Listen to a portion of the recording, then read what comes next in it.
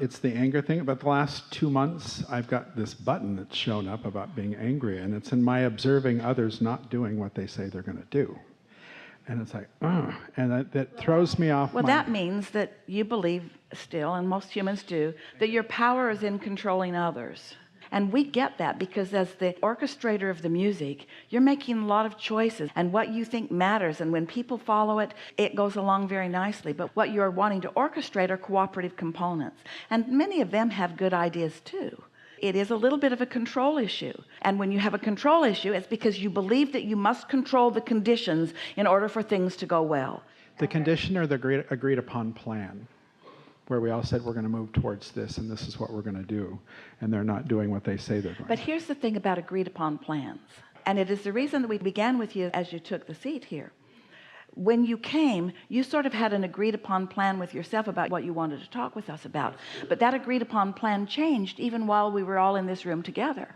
And so agreed upon plans are morphing constantly. That's what co-creative experience is all about. Now, we're not saying that sometimes somebody can't be way off, but you'll know when you get there. You'll know when you get there. And so just give it a little bit of time so that you're certain of what receiving mode you're in. In other words, here's a good way to look at this, because you're talking about this anger bell keeps ringing. So here's a really good way to look at this.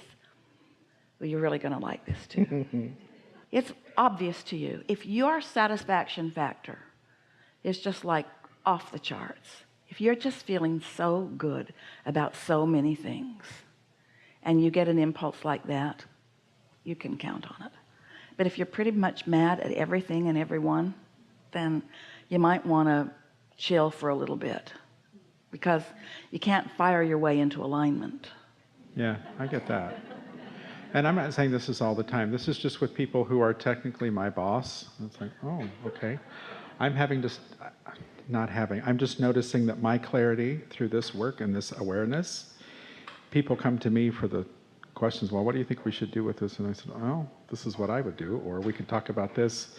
And I feel like I'm out of order in my conversation with. What being a deliberate creator is really all about is creating an environment in which you can receive good ideas.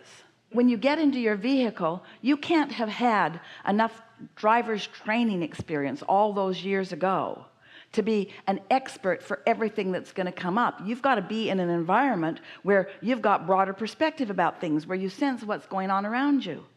You see what we're getting at? And so it's about having created the environment, the vibrational environment within myself, to be ready to ebb and flow with the other things that are coming to me. And that's really different than policies and rules and making decisions. Things always must change. If things aren't changing, there's never any satisfaction. I agree with that wholeheartedly. Yeah. Okay. This is all in regards to like recently agreed upon plan. Again, it's plans. Give us an example, okay. if you want to. Yeah, I mean, I've got somebody that I work with that we're going to put a advertising plan together, or a marketing plan together, and it's like, well, where are you on the plan? Oh, well, we haven't gotten to it yet, or oh, it's this or it's that.